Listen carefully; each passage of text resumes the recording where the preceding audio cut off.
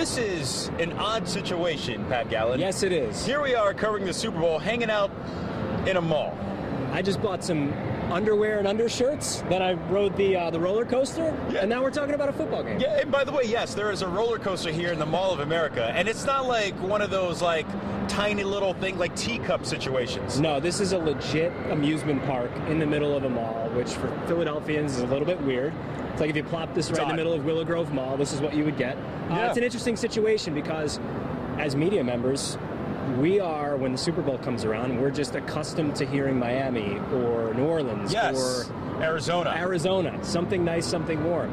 And we're not getting that right now, which is okay. No, it's okay. I know Eagles fans, if they could have a Super Bowl in Guam, it doesn't matter where it would be. It doesn't matter where it is. Just as long as the Eagles are in a Super Bowl, but it is a little bit hot. They will show and prove. It's very strange because, by the way, we've noticed about a half dozen players or more just walking the mall here.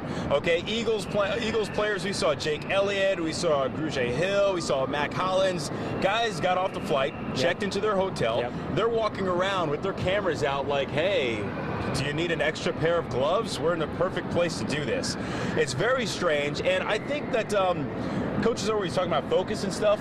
I was going to mention that. Do you lose focus in a place where all you have are distractions? This is one giant distraction. It is, but I don't think it's the kind of distraction that really draws in grown men. The last time I spent this much time in a mall, I think I was 16 years old, in Jersey, because that's like where you find all the girls, right? So you're like, go hang out.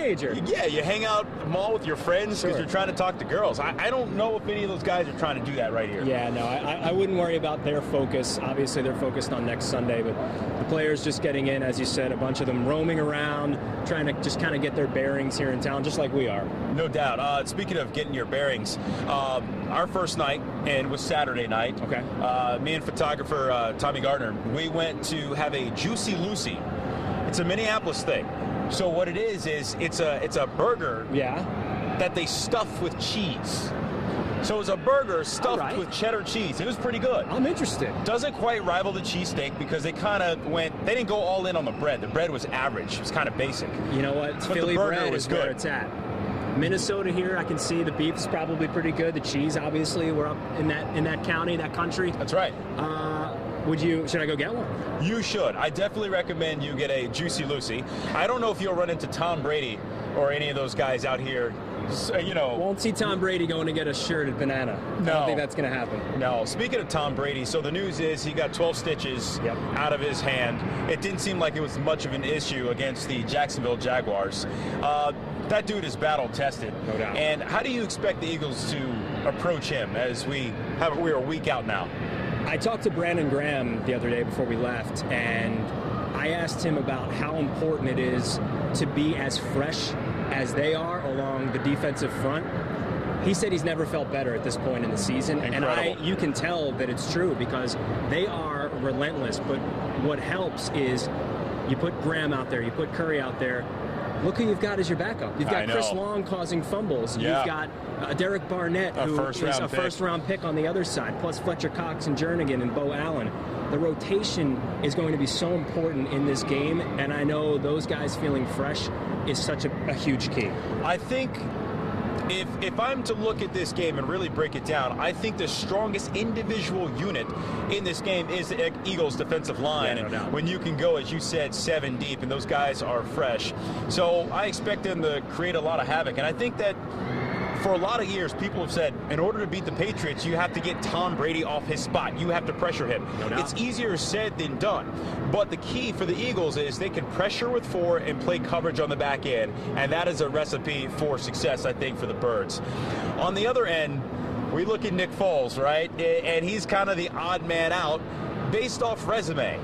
He didn't play that way against the Vikings, though. No, he didn't. And what was kind of weird is the first thing you see when you walk into the Mall of America, you go to get your media credentials, the giant banner with Nick Foles and Tom Brady. Like, that's the way you drew this thing up when the season started, Unbelievable, right? It's unreal, but forget about all that because he's the man now. And he's not going to have to go, step for step with Tom Brady, but he's going to have a performance somewhere in between Atlanta and Minnesota. He can't turn the ball over. That much we know, because Brady is going to get his points. You're going to have to keep up with him, you know, a little bit. But how can you be upset with what he has given? Coming from what he did against Oakland and Dallas to end the year, everyone freaking out, and now it's Super Bowl. I mean, you have to be just so thrilled with how he's taken to the starting quarterback spot right now. I know everyone else is stoked. Would I rather have Carson Wentz in this position? I think everyone would. There's no question about that. But if you're going to have a backup quarterback, he's one of the best in football, and he has shown that he's been able to figure it out on the fly. He got comfortable over the last couple of games, and here we are. Time to go toe-to-toe with only the greatest of all time. Exactly, the greatest of all time. And one of the things I find really interesting, and it comes from really like Eric Blount and Chris Long, they talk about faceless opponents. That's how they're approaching the New England Patriots. They're saying, hey, it doesn't matter who the opponent is. We don't care about their faces. We have a game to play and a game to win. And this is the most popular guy. These two, between the head coach and the quarterback, everyone knows these guys, and here they are trying to tell themselves it's just another faceless opponent, and we know that's not true. You know what? They can tell themselves whatever they want. Whatever gets you in that mind frame and that mindset, I'm cool with it. But let's not act like it's not Tom Brady and Bill Belichick on that other side, because when it comes down to the final quarter, the final few minutes of the game, you're looking over there and you're seeing two of the greatest of all time. It does seep in. It has to. Third Super Bowl in 4 years for the Patriots. And obviously, they have won 5 since 2002. This is the dynasty, and this is the matchup, really, the dogs versus the dynasty. No doubt. Has a good sound to it. I kind of like it.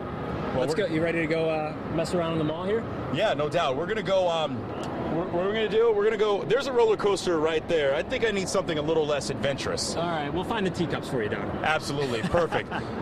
Once again, hanging out with Pat Gallen, Don Bell. It's going to be a long week, and we are definitely down for it here as the Eagles get set to take on the Patriots in Super Bowl 52.